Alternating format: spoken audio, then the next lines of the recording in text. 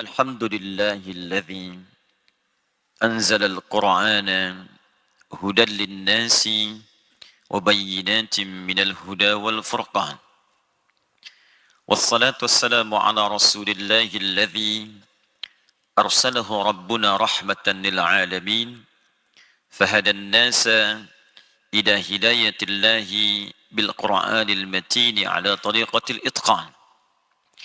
اللهم صل وسلم وبارك على هذا النبي الكريم الرسول المبين سيدنا محمد وعلى آله وصحبه وأمته إلى يوم الدين.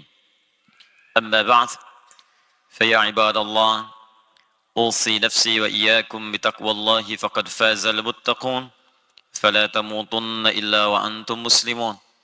فقال تعالى: يا أيها الذين آمنوا اتقوا الله حق تقاته ولا تموتن إلا وأنتم مسلمون. Hadirin sekalian, tuan puan yang dirahmati Allah Subhanahu wa taala, kita mulai dengan bersyukur pada Allah Subhanahu wa taala. Dengan rahmat Allah, kita masih diberi kesempatan untuk beribadah sampai dengan detik ini. Semoga seluruh ibadah kita diterima oleh Allah Subhanahu wa taala. Saya nak berikan selamat terlebih dahulu bahawa pagi hari ini kita dipilih oleh Allah Subhanahu wa taala untuk belajar, memahami, mendalami tuntunan syariat dinul Islam. Dalam bahasa Al-Quran disebut dengan tafaqquh fid din. Nabi sallallahu alaihi wasallam memberikan pujian yang sangat besar bagi umatnya yang meluangkan waktu masanya untuk memperdalam, memahami tuntunan syariat dalam Islam. Pujian ini kemudian dirangkum oleh Al-Imam Al-Bukhari, dimasukkan dalam bagian hadis di kitab beliau Al-Jami' As-Sahih Al-Musnad Al-Mukhtasar min umuri Rasulullah sallallahu alaihi wasallam wa sunanihi wa ayyamihi, disingkat dengan nama Sahih Al-Bukhari. Terdiri dari 97 pembahasan, 97 kitab. Di kitab yang ketiga disebut dengan Kitabul Ilmi, nomor hadis 71. Posisi paling kiri sebelah atas di kitabnya riwayat sahabat Abu Hurairah radhiyallahu taala anhu. Juga ada riwayat versi lain dari sahabat Muawiyah bin Abi Sufyan radhiyallahu taala anhu dengan matan yang sama. An Rasulullah sallallahu alaihi wasallam qala: "Man yuridillahu bihi khairan yufaqqihhu fid din." Man yuridillahu bihi khaira, man ismun mausulun yadullu ala al-fardiyatil 'ammiyah. Konjungsi huruf sambung yang menunjuk pada subjek, bisa juga objek, tanpa batas dia. Pada personal singular tapi tanpa batas. Bisa lelaki, perempuan, tua, muda, besar, kecil, kaya, cukup, siapapun dia. Man, siapapun, kata Nabi, yuridillahu bihi khaira, yang diinginkan oleh Allah berubah menjadi orang baik, memiliki sifat. Jadi bukan baik dipandang oleh manusia. Kalau tuan disebut baik oleh orang Kuala Lumpur, jangan dulu bahagia, seronok. Karena boleh jadi orang Putrajaya tidak mengenal kita. Kalau orang satu malaikat alam kubur pun, dia baik. Berjumpa dengan Allah di akhirat, dia baik. Quran surah ke-19 ayat ke-15. Paling kiri di pertengahan di mushaf. Wassalamun alaihi yawma wulida wa yawma yamutu wa yawma yub'atsu hayya. Orang-orang yang dipandang baik oleh Allah tu dicontohkan Nabi Yahya alaihi salam di ayat ini, maka dia akan dijamin baik di 3 alam. Yauma wulida, sejak dia hidup di muka bumi, wa yauma yamutu, saat wafat dia dimuliakan Allah, wa yauma yub'atsu hayya, saat dibangkitkan pun bahagia dia karena disebut baik oleh Allah Subhanahu wa taala. Dunia dia dapat kebaikan. Saat wafat dia dapat sakinah, husnul khatimah. Bahkan panggilannya indah, ya ayyatuhan nafsul mutmainnah. Quran surah ke-89 ayat 27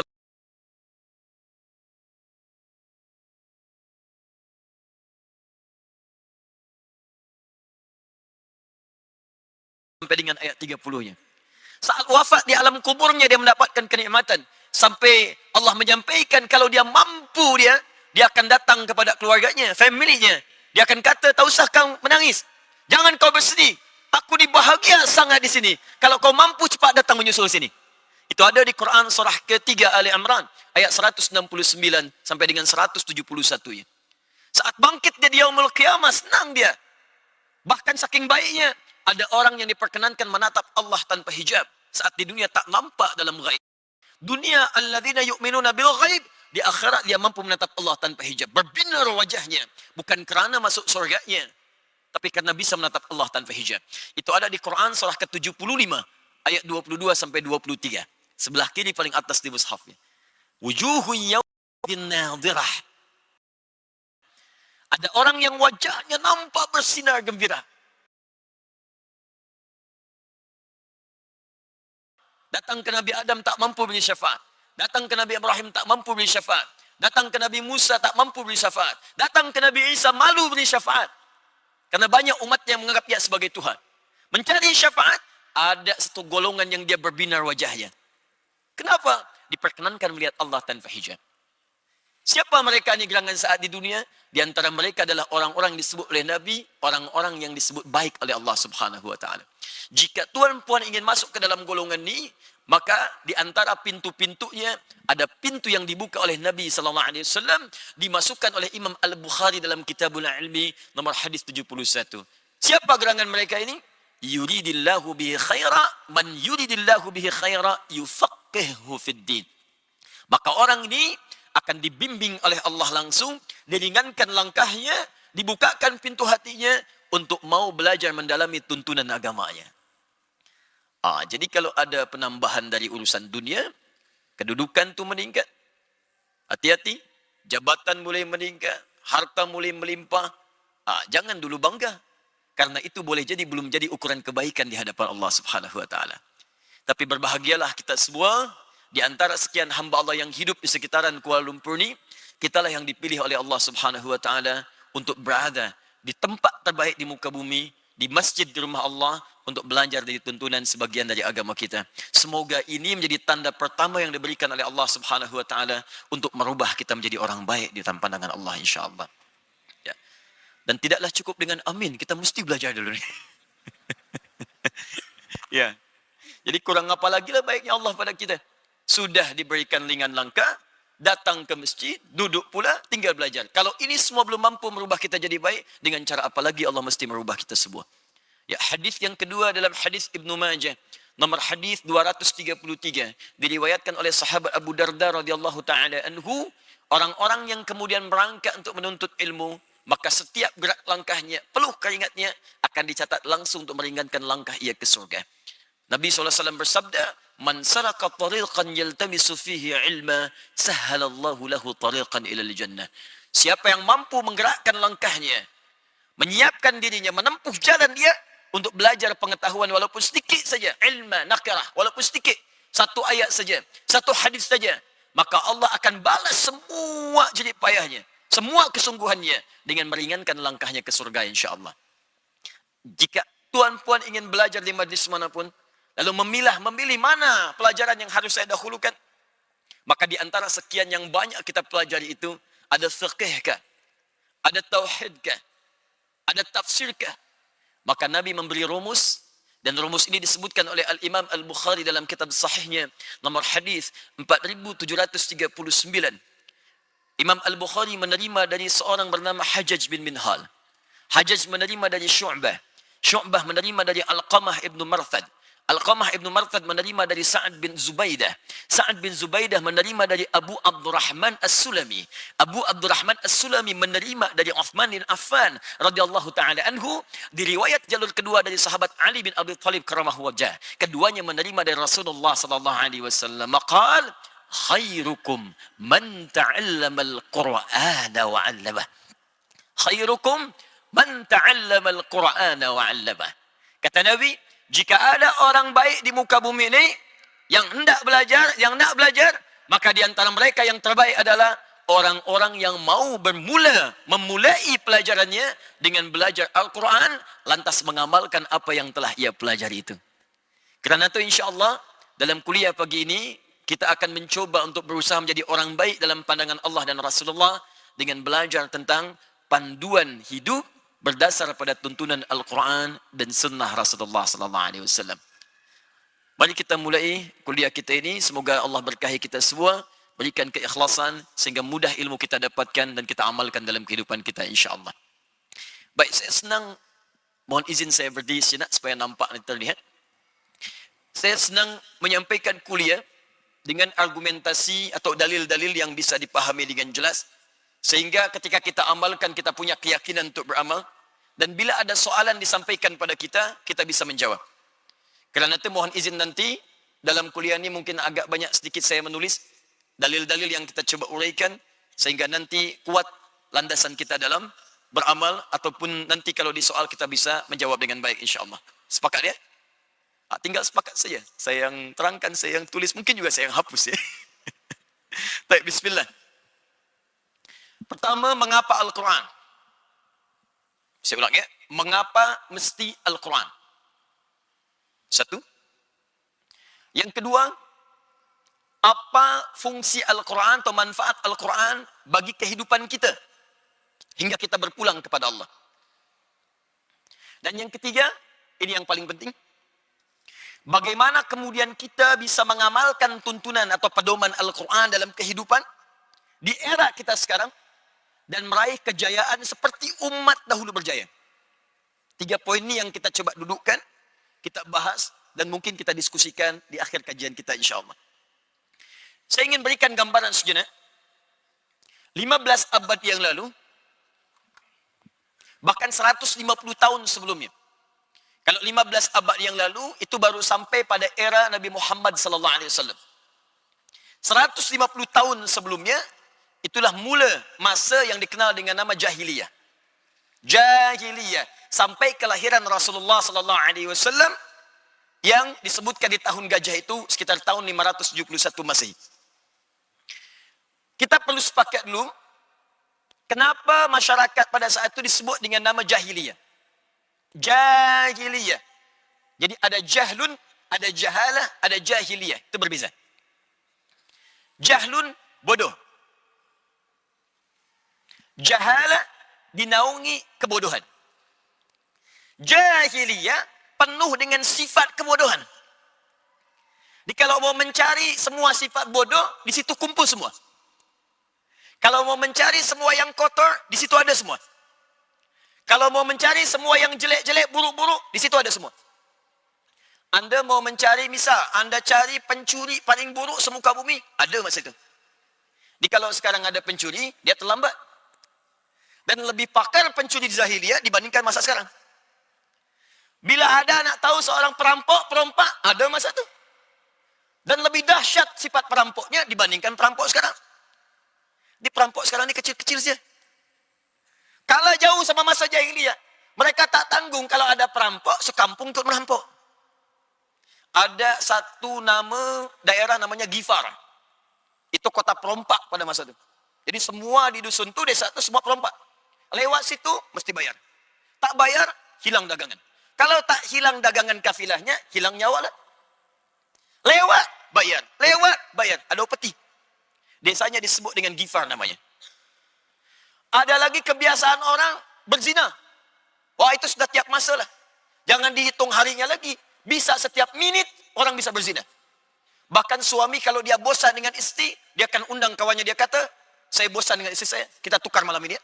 Bisa tukar saat itu juga. Lebih daripada hewan. Lebih daripada hewan. Ada yang senang berkelahi, tak tanggung. Ada orang yang kalau tiap hari dia naik ke atas Jabal Kubais. Jabal Kubais ni kalau sekarang, kalau misalnya tuan puan datang hendak berhaji, ya saya berdoa bermohon pada Allah, semoga yang berangkat tahun ini diberi kemudahan oleh Allah, dan semoga yang belum berangkat insya-Allah dimudahkan untuk berangkat ya. Dan tak cukup dengan amin, menabung dari sekarang ya, nabung. Ikut tabung haji lah. Nanti kalau dari Zam-Zam tu ada menara Zam-Zam ya. Saya coba ilustrasikan ya. Ibu lihat ini? Terlihat? Oh tidak, saya belum tulis. Bagaimana bisa terlihat? Saya belum tulis ya, belum tampak ya. Ini misal ni ada Zam-Zam ni ya. Saya ilustrasikan. Ini Zam-Zam ni.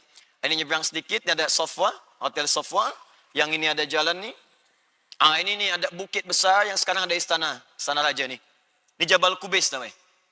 Ya, kalau belok kita sini, di sini ada pos security satu, ada CCTV satu menghadap sini, ada seorang security satu orang pakaian coklat, sini ada kipas angin, jumlahnya 35 kipas angin. Sini ada pintu 26 bab Ismail, pintu 27 babun Nabi, kemudian sini babus salam. 150 meter dari sini ke sini ada tempat labi lahir, Maulid Nabi namanya sini. Di sini tempat Nabi kemudian berumah tangga dengan Sayyidah Khadijah di sini. Di sini ada rumahnya Abu Jahal. Ya, sebelah sini. Nah ini Jabal Kubais. Jadi ada orang yang di masa itu, ya saking dahsyatnya ya, punya kekuatan, tiap hari dia naik ke bukit ini. Dia naik ke bukit, dia umumkan, dia maklumkan. Siapa yang berani dengan saya ingin bertarung, datang ayo naik di bukit manapun. Di bukit manapun. Jumpa dengan saya, kita bertarung. Tapi sebelum datang, pamit dulu pada ibu yang baru melahirkannya, pamit pada ibu yang sudah melahirkannya, karena dia akan pulang tanpa nama. Setiap hari. Jadi semua bentuk keburukan tampak pada saat itu. Tampak. Dukun ada. Penipu banyak. Perampok ada. Pemabuk banyak. Pezina banyak. Dan disebutlah dengan nama jahiliyah dan tenggelam dalam dasar kehidupan di muka bumi. Diapit oleh dua kerajaan besar. Imperium besar. Ada Romawi sebelah kanan dan Persia sebelah kiri. Ini tak nampak nih di muka bumi. Tak ada peradaban.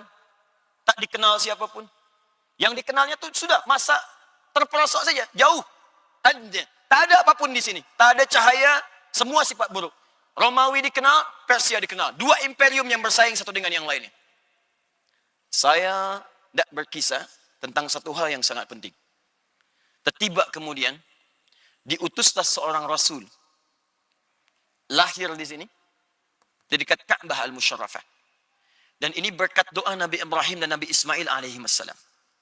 Nabi Ibrahim, Nabi Ismail alaihi wassalam, selesai mereka berdua meninggikan bangunan Ka'bah, maka berdoa di dekat Ka'bah, di antara doanya memohon kepada Allah agar dilahirkan seorang rasul yang terbaik di akhir masa nanti di tempat yang paling baik di bumi. Karena rasul ini spesial, rasul paling mulia, rasul paling istimewa, ya Allah, lahirkan di tempat spesial paling istimewa di bumi. Tak ada tempat paling istimewa di bumi kecuali Ka'bah Al-Musyarrafah. Rumah pertama yang dibangunkan untuk manusia, bukan manusia yang bangun. Quran surah ketiga, ayat 3, ayat 96 sampai 97. Inna awwala baitin wudi'a linnas. Sungguh rumah pertama yang dibangunkan untuk manusia, Ka'bah. Lalladzi bi Bakkah mubarakah. Berdoa di samping Ka'bah, diabadikan doanya dalam Al-Quran surah kedua Al-Baqarah ayat 129. Paling kiri agak sedikit ke atas. Rabbana wab'ath fihim rasulan minhum yatslu alaihim ayatika wa yuallimuhumul kitab wal hikmah wa yuzakkihim innaka antal azizul hakim. Rabbana ya Allah, wab'ath fihim rasulan minhum, mohon nanti kelak utus seorang rasul dari kalangan mereka yang lahir di sekitaran Ka'bah ini, bukan di tempat lain. Dia akan membawa misi, membawa ayat-ayatmu. Karena itu nanti wahyu yang turun pada Nabi Muhammad semua disebut dengan ayat. Al-Quran disebut dengan ayat. Al-Baqarah 286 ayat. Ali Imran 200 ayat. An-Nisa 176 ayat. Ayat, ayat, ayat, ayat. Wa yu'allimuhumul kitab, lalu mengajarkan kandungan ayat itu. Wal hikmah, menyampaikan esensinya, hikmahnya. Wa yuzakkihim, dan membimbing umatnya, membimbing kemudian masyarakatnya supaya terbebas dari sifat-sifat yang buruk. Innaka antal azizul hakim. Sungguh engkau yang maha perkasa dalam mewujudkan itu dan maha bijak untuk memilih siapa sosok itu. Itu doanya Nabi Ibrahim, Nabi Ismail alaihi wassalam. Nabi Ibrahim itu kakek buyut Nabi Muhammad generasi ke-30. Setiap satu generasi itu bisa 2000 tahun, 3000 tahun, 1000 tahun, ribuan tahun usianya. Jadi ini generasi ke-30. Muhammad sallallahu alaihi wasallam bin Abdullah bin Abdul Muttalib bin Hashim bin Abdul Manaf bin Qusay bin Murrah bin Kilab bin Ka'ab bin Ghalib bin Fihir bin Malik bin Nadar bin Kinana bin Khuzaimah bin Mudrika bin Ilyas bin Nizar bin Mudar bin Ma'ad bin Adnan bin Adri bin Muqawwam bin Nahur bin Tarikh bin Ya'rub bin Yasjub bin Nabit bin Ismail alaihissalam bin Ibrahim alaihissalam. 30 generasi. Jadi tuan-puan bisa bayangkan, berdoa 30 generasi sebelumnya, jawabannya datang lama setelahnya. Di doa itu pasti ada faedahnya. Kalau tak dikabulkan sekarang, esok lusa mungkin cucu yang dapat. Tuan-puan berdoa, ya Allah jadikan keturunan hamba, ya Allah ada yang penghafaz Al-Quran. Bila bukan tuan, bukan puan, mungkin cucunya nanti. Mungkin anak dari cucu, bisa. Jadi semua doa selalu ada faidahnya. Lalu berdoa dikabulkan oleh Allah Subhanahu wa taala, lahirnya Nabi Muhammad. Ini Ka'bah di sini. Kalau kita tarik dari Hajar Aswad, kemudian masuk ke Safa untuk sa'i, dari Safa tarik garis lurus, inilah yang disebut Maulidin Nabi, yang sekarang menjadi museum Maktabah Qadimah. Ya, perpustakaan klasik di sini ada. Nah, yang mau saya sampaikan, ini yang sangat luar biasa. Ketika Nabi ini diangkat oleh Allah, Muhammad sallallahu alaihi wasallam diangkat oleh Allah menjadi rasul, maka yang paling indah, mukjizat terbesarnya, yang diturunkan bukan tongkat seperti Musa yang bisa membelah lautan. Bukan seperti Nabi Isa, yang sekali sentuh penyakit bisa sembuh. Sentuh, sembuh. Masaha, menyentuh. Masaha. Yang disentuhnya Mesih. Bila disentuh ia, masah dengan sifat masih, sembuh semua jenis penyakit. Masa itu dokter berjaya semua. Hampir berkata tak ada penyakit yang tak bisa kami sembuhkan. Allah turunkan ada kolera. Ada penyakit lain termasuk kematian. Nabi Isa diutus, sentuh sikit, sembuh. Nabi Isa sakit gigi, sentuh sedikit, sembuh. Nabi Isa mata tak nampak lihat, sentuh sedikit, sembuh. Dokter bangkrutlah situ. Tak ada lagi. Tapi Nabi Muhammad tadi beritu. Apa yang diberikan pada Nabi Muhammad SAW? Satu manhaj kehidupan yang akan merubah sifat jahiliyah, terangkat kemudian berubah sifat menjadi khairu ummah. Umat terbaik. Dari umat yang tenggelam paling buruk, akan diangkat jadi umat yang terbaik, membawa peradaban sampai dengan kemudian menyinari dunia seluruhnya. Diturunkanlah Al-Quran pada masa itu, dengan wahyu pertama, turun di Jabal Nur Bukit Cahaya, dengan kalimat yang sangat indah. Iqra bismi rabbikal ladzi khalaq. Hingga turun kemudian 30 juz, hingga turun 114 surah, hingga sampai sempurna keseluruhannya. Yang ingin saya sampaikan sebagai pembuka di mukaddimah kita, tiba kemudian dengan turunnya Al-Quran itu, umat yang tadinya disebut dengan jahiliyah, tiba kemudian merubah status menjadi khairu ummah. Turunlah Quran surah 3 ayat 110, paling kiri sebelah atas di mushaf, sebagai pengakuan terhadap perubahan dari jahiliyah menjadi khairu ummah. Kuntum khairu ummatin ukhrijat linnas ta'muruna bil ma'ruf wa tanhauna 'anil munkar wa tu'minuna billah. Khairu ummah. Khair itu puncak sifat-sifat kebaikan. Baik itu ada 5 dalam Al-Quran. Tayyib, Quran surah kedua ayat 168. Khair, Quran surah 3 ayat 110. Ma'ruf, Quran surah 3 ayat 104. Ihsan, Quran surah ke-46 ayat ke-15. Salih, Quran surah ke-7 ayat 189. Bila disebutkan khair, itu artinya sifat-sifat, kumpulan sifat mulia yang akan merubah seseorang berperilaku baik kemudian. Jadi kalau ada orang jujur, maka ini yang paling jujur. Kalau ada orang sabar, ini yang paling sabar. Kalau ada orang tawadhu, ini yang paling tawadhu. Bayangkan, dari tadinya jahiliyah paling kasar, tiba kemudian menjadi manusia paling lembut dalam kehidupannya. Tadi yang saya cakap, orang yang tiap masa naik ke atas Jabal Qubais itu namanya Umar bin Khattab radhiyallahu ta'ala anhu. Hanya mendengar satu kalimat, Taha, surah ke-20. Tiba ada sentuhan dalam jiwanya. Datang, didoakan oleh Nabi, sampai mengucapkan kalimat, Asyhadu an la ilaha illallah, wa asyhadu anna Muhammad Rasulullah. Siapa yang tak kenal Umar bin Khattab radhiyallahu ta'ala anhu? Yang saat jadi khalifah, bisa tiap malam dia keliling melihat rakyatnya. Kerasnya berubah jadi tegas. Perhatiannya luar biasa. Tadi yang saya kata tadi, ada seorang perompak, sedesa perompak, desanya dikenal dengan nama Ghifar namanya. Nama orangnya adalah Jundub bin Junadah. Jundub bin Junadah. Karena dia berasal dari Ghifar, maka dalam bahasa Arab, kalau kita nak kenalkan diri berasal dari daerah itu, tambahkan alif lam di depannya, ujungnya ganti dengan i. Saya dari Ghifar, Al-Ghifari. Ada seorang penulis kitab hadis yang sangat famous tuh, populer. Siapa namanya? Al-Bukhari. Nama aslinya bukan Al-Bukhari. Nama aslinya Muhammad. Namanya Ismail. Punya kakek namanya Ibrahim. Kakek buyutnya Al-Mughirah. Yang buyutnya Al-Bardizbah. Tinggal dia di kecamatan Ju'fa, Kabupaten Bukhara, Provinsi Khurasan, negara Uzbekistan sekarang. Karena dia berasal dari Bukhara, dia kenalkan namanya, saya berasal dari Bukhara, tambah alif lam depannya, ujungnya tutup dengan i. Al-Bukhari. Ada Ustaz Hamdan ni dari Putrajaya. Dia datang ke Mekah. Ya, Ada Ahmad Al-Kuala Lumpuri. Boleh? Boleh. Ya. Nah, saya nak kembalikan. Dia masuk Islam, belajar dari tuntunan Al-Quran. Jadi apa dia di kemudian hari? Allah kemudian ke kampungnya, dia dakwahi semua masa di kampung tu, berubah menjadi Muslim, sampai Madinah gempar pada masa itu. Datang orang dengan gerombolan kaki luar biasa. Tak tik tuk, guncang Madinah. Dilihat siapa itu yang datang? Jundub bin Junadah dengan semua orang kampungnya masuk Islam.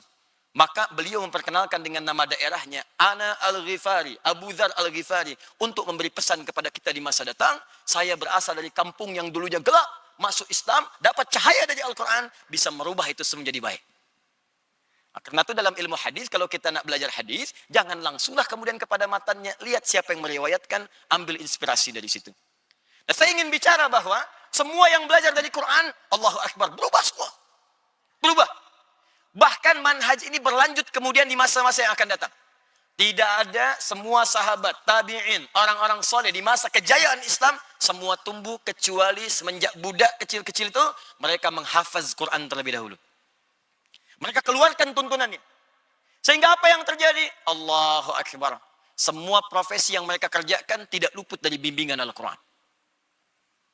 Ada dokter, dia hafal ayat-ayat kedokteran. Dia praktekkan dengan ayat itu, dia obati manusia dengan izin Allah Subhanahu wa taala.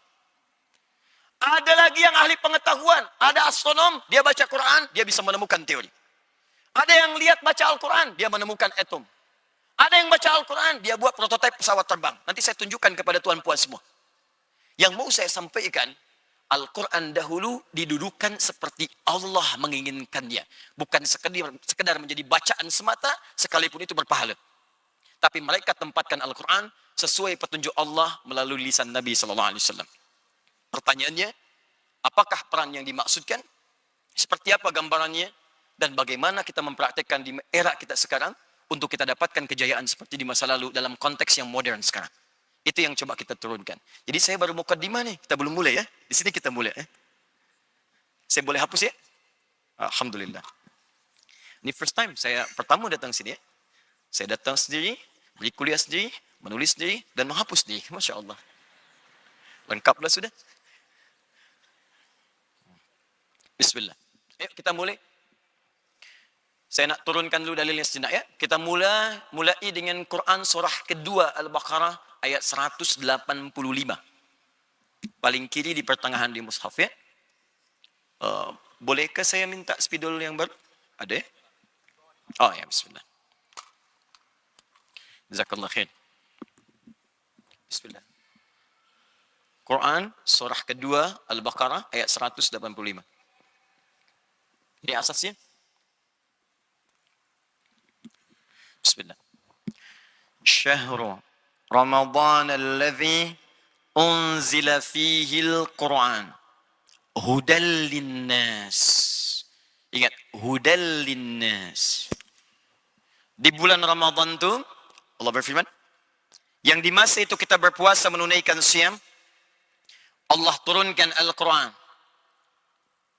Masya Allah. Sejenak. Saking istimewanya Al-Quran ini, dipilih waktu yang paling istimewa. Saya mau tunjukkan kepada hadirin semua, tuan-puan semua, bagaimana dahsyatnya Al-Quran. Saat dia mulai turun, maka dia akan memberikan keistimewaan pada semua yang terkait dengan turunnya. Saya mau beri contoh sebentar. Al-Quran diturunkan pada Nabi Muhammad melalui malaikat siapa? Jibril. Saat malaikat Jibril mendapatkan wahyu dari Allah untuk menurunkan Al-Quran, maka berubah statusnya naik menjadi Sayyidul Malaikah. Ruhul Amin. Rasulun fis sama, lahu sahibun rasulun fil ard, fid dunya. Rasul di langit, malaikat punya sahabat, punya kawan, rasul di muka bumi. Nabi Musa alaihissalam sahabatnya malakul maut. Malakul maut. Semua punya teman, punya teman, punya teman. Tapi ketika Al-Quran diturunkan, semua tak berlaku. Diangkat satu malaikat menjadi tuan dari semua malaikat. Sayyidul malaikat. Jibril mendapatkan risalah wahyu, menurunkan pada Nabi Muhammad sallallahu alaihi wasallam, maka berubah status jadi Sayyidul malaikat. Al-Quran turun di 1 bulan. namanya Ramadan. Maka Ramadan kemudian berubah status menjadi Sayyidus Syuhur. Sayyidus Syuhur, tuan dari segala bulan, mulia. Siang malamnya ada ampunan. Siang malamnya ada rahmat. Hanya di Ramadan, siang malamnya ada ampunan, ada rahmat, ada semua kemuliaan. Atas berkat Al-Quran. Al-Quran turun di satu malam di Ramadan. Maka malamnya berubah menjadi Lailah Mubarakah. Dalamnya ada pahala. Kalau kita beribadah, dapatlah kita sama dengan lebih dari 1000 bulan. Bahkan turun satu surah, Al-Qadar. Inna anzalnahu fi Lailatul Qadar. Wa ma adraka ma Lailatul Qadar. Ingat, ada lail, ada lailah. Itu berbeza. Kalau lail, itu waktunya saja, malam. Kita mau tahajud, kapan ditunaikan? Ambil waktu malam. Quran surah 17 ayat 79, paling kiri pertengahan, agak sedikit ke atas. Wa minal laili fatahajjad bi. Dari sementara waktu malam silakan bangun tunaikan tahajud. Waktunya malam. Ya, lail itu malam. Layali jamaknya. Lail, layali, lela, lili, lala itu malam. Ya, ibu laila, ibu malam-malam. Tapi kalau kita tambah dengan tak laila, artinya ada yang istimewa di malam itu. Tak sama dengan malam lainnya. Saya nak bicara tentang diksi Al-Quran begitu luar biasa. Tak pernah Allah menempatkan satu lafaz kecuali memiliki makna yang sangat indah. Allah sampaikan sungguh di malam itu ada yang istimewa. Beza dengan malam yang lain. Apa yang istimewa? Lailatul Qadri khairum min alfi syahr. Siapapun yang beramal di malam itu, bertepatan dengan malam itu, maka semua pahalanya dilipatkan lebih daripada 1000 bulan. Bukan 1000 bulan, lebih daripada 1000 bulan. Kalau kita convert itu 1000 bulan, sekarang minimal misalnya 85 tahun. Jadi kalau Tuhan kemarin bertepatan dengan malam Al-Qadar, baca Al-Quran, biasanya satu hurufnya 10. At-Tirmidzi, nomor hadis 2910. Man qara'a harfan min kitabillahi falahu asyru hasanat. Siapa yang bisa baca Al-Quran, satu hurufnya setiap huruf 10 kebaikan. 10. Tapi ingat, menghitungnya bukan 1, 2, 3, 4, tak. Ini kita di masjid saja, di hadis Muslim, dapat 25. Baru masuk dapat 25 kebaikan. Jarak 1 ke 2, 500 tahun. 2 ke 3, 500 tahun. 3 ke 4, 500 tahun. Baca Al-Quran setiap hurufnya 10. Setiap jarak dia bisa 500 tahun. Tapi malam Al-Qadar, Anda baca satu huruf, maka seakan-akan baca Al-Quran 85 tahun tanpa henti. Ada yang bisa 85 tahun tanpa henti baca Al-Quran. Sehari saja mungkin tak bisa, penat gitu. Satu huruf saja. Bertepatan dengan malam Al-Qadar. Nun. Cukuplah. 85 tahun. Turun di malam itu berkah. Al-Quran turun pada Nabi, Iqra bismi rabbikal ladzi khalaq yaumul jum'ah. Sepakat ulama. Maka Jum'ah berubah status jadi Sayyidul Ayyam. Tuan daripada setiap hari. Al-Quran turun di Makkah. Nabi hijrah ke Madinah, ke Yathrib. Turun di Makkah, maka Makkah terberkahi. Semua yang tak ada itu ada di Makkah. Makkah tandus biwadin ghairi dhi zar'in inda baitikal muharram. Bayangkan Quran surah 14 ayat 37. Kata Nabi Ibrahim, ya Allah, aku ni nak tinggalkan anakku Ismail dengan ibunya di tanah tandus yang tanaman pun tak tumbuh, tanaman tak tumbuh, tapi semua jenis buah, ragam buah ada di situ. Al-Quran turun berkah. Nabi hijrah ke Yathrib. Yathrib.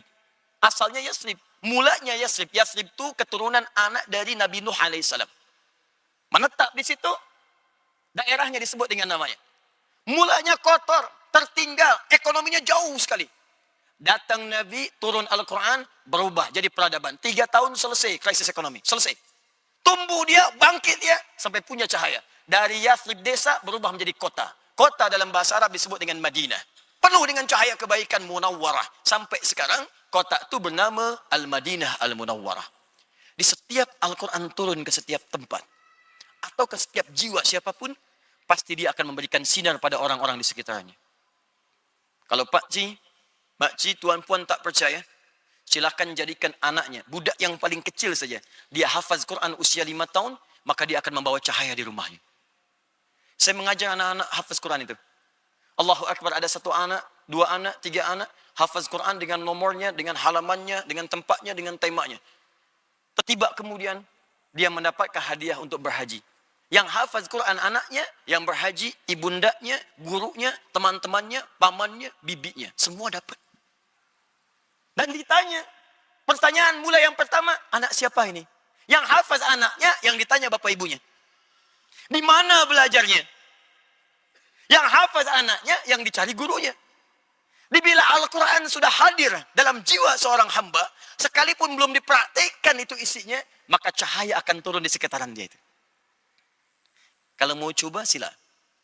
Sekolahkan anak budak yang kecil-kecil di pesantren pondok Al-Quran, atau di tempat dia mengaji, Anda pulang dari pekerjaan, begitu penat, luar biasa. Kadang ada macet macam-macam. Sampai rumah, budak kecil tu usia 5 tahun, dia baca surah Ad-Duha. Wad-Duha, wal-laili idha saja. Lalu nampak di hadapan Tuhan, puan sekalian. Tiba kemudian Allah, bisa sejuk hati kita nih. Mengalir air mata. Kami ada kindergarten itu sekolah TK, anak 4-5 tahun. Kemarin baru wisuda. Manhajnya mereka harus baca dengan tartil, TK dia 2 juz, nanti masuk ke tingkat SD-nya dia 30 juz, wisudanya di Mekah di Madinah. Kemarin kami baru wisuda anak TK, baru hafal 2 juz, hafaz 2 juz. Kemudian orang tuanya ditempatkan di depan, suruh duduk di kursi. Lalu dibuatkan mahkota-mahkota dari kertas.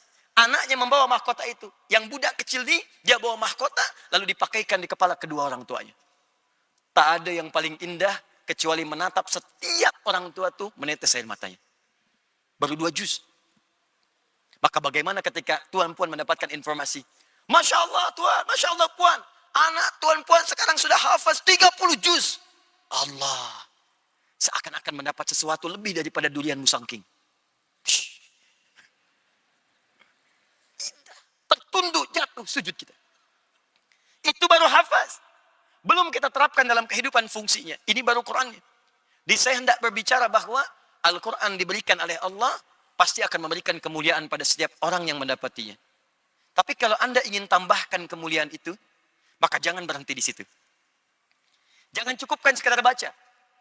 Jangan cukupkan sekadar dihafaz saja. Karena itu bukan fungsi utamanya. Kita nih belajar membaca untuk tahu isi informasi. Anda belajar bahasa Inggris supaya bisa belajar nih. News sekarang apa saja yang bisa kita baca. Kita bisa pahami. Belajar bahasa Jepun supaya kita paham informasi ditulis dalam bahasa Jepun. Kita amalkan, kita pahami, berinteraksi. Maka demikian Al-Quran diturunkan itu, kita baca bukan sekadar harus dibaca. Walaupun bacaan itu ada pahalanya. Tapi supaya mengerti isi Al-Quran dan kita jadikan pedoman dalam kehidupan. Nah sekarang kita lihat kuncinya. Ini rahasia terbesarnya. Dan di sini kita akan mulai lebih serius dalam kuliah kita ini. Syahrul Ramadan alladhi unzila fihi al-Quran hudan linnas. Ini fungsi utamanya.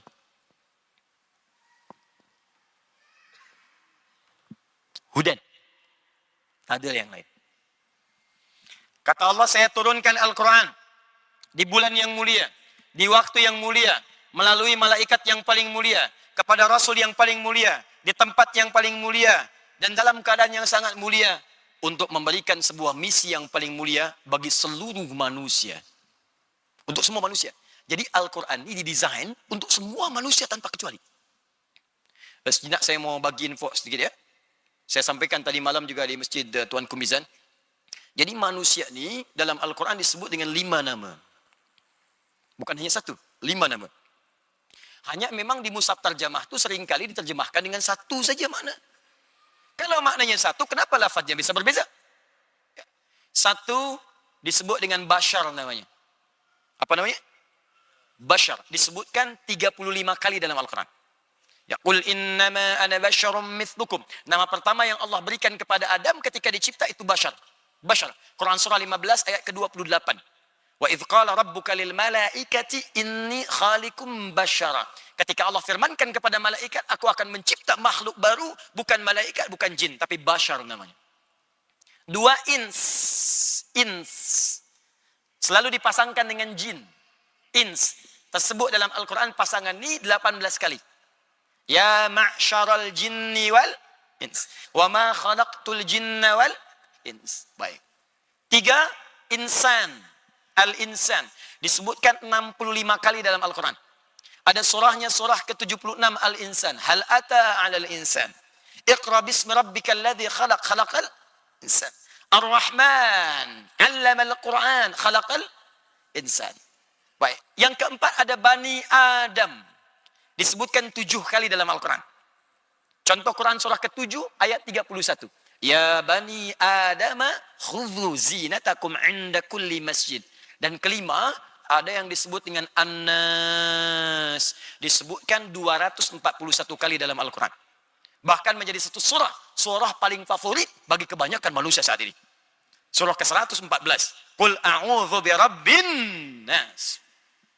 Saya fokus ke An-Nas dulu. Yang lain nanti mungkin ada masa kuliah lagi baru kita bahas. Tidak disebutkan An-Nas bahkan dalam bahasa Arab standar kecuali menunjuk pada semua manusia tanpa kecuali. Semua manusia sampai kehidupan berakhir. Jadi Al-Quran ini ketika diturunkan 15 abad yang lalu, kata Allah fungsinya bukan sekedar untuk umat Muhammad sallallahu alaihi wasallam di masa itu. Sampai kapanpun tiba manusia, sampai berakhir kehidupan, sepanjang masih ada manusia, maka fungsi Al-Quran berlaku melampaui semua masa dan zaman. Karena itu risalah Nabi Muhammad diutus secara universal. Melampaui setiap zaman, beza dengan Rasul yang lain. Nabi Nuh terbatas tempatnya, tak boleh lewat dari tempat itu. Nabi Isa misal, Nabi Isa itu hanya boleh wilayah Palestina saja, sebagian kecilnya. Tak boleh lewat situ. Karena itu kalau ada risalah kemudian katanya dibawa Nabi Isa sampai ke Malaysia, nah itu terlampau jauh. Harus di sana saja. Nabi Ibrahim itu punya wilayah, bahkan di masa Nabi Ibrahim, Rasulnya 2. Nabi Ibrahim dan Nabi Lut alaihi wassalam. 2 Rasul. Satu masa yang sama, tempat yang berbeza. Nanti buka Quran surah ke-51, dari ayat 24 sampai dengan ayat ke-31. Kanan agak ke bawah sampai ke kiri atas. Di situ ada kisah Nabi Ibrahim, kedatangan tamu para malaikat yang hendak datang ke tempat Nabi Lut, hanya mampir ke tempat Nabi Ibrahim. Satu masa, Rasulnya 2. Nabi Muhammad tidak. Engkau diutus untuk seluruh manusia, rahmat untuk semesta alam. Wa ma arsalnaka illa rahmatan lil alamin. Kafatan lil alamin. Untuk semua masa. Karena ketika Allah berikan mukjizat, maka mukjizatnya disandingkan dengan kalimat An-Nas. Bukan ins, bukan bashar, bukan insan, bukan Bani Adam. Nas untuk semua manusia. Apa fungsinya mukjizat ini? Ini rahasianya. Hudan. Hudan. Apa itu hudan? Ada yang tahu apa itu hudan? Hudan itu jamak dari kata hidayah. Hidayah.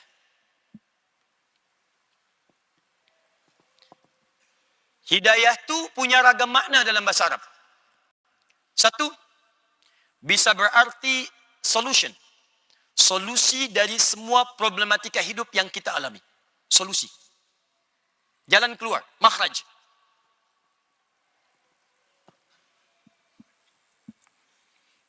Tuhan punya persoalan, apa solusinya? Hidayah. Tuhan punya masalah, apa solusinya? Hidayah. Hidayah bisa juga berarti jalan kesuksesan. Jalan menuju kesuksesan. Sukses.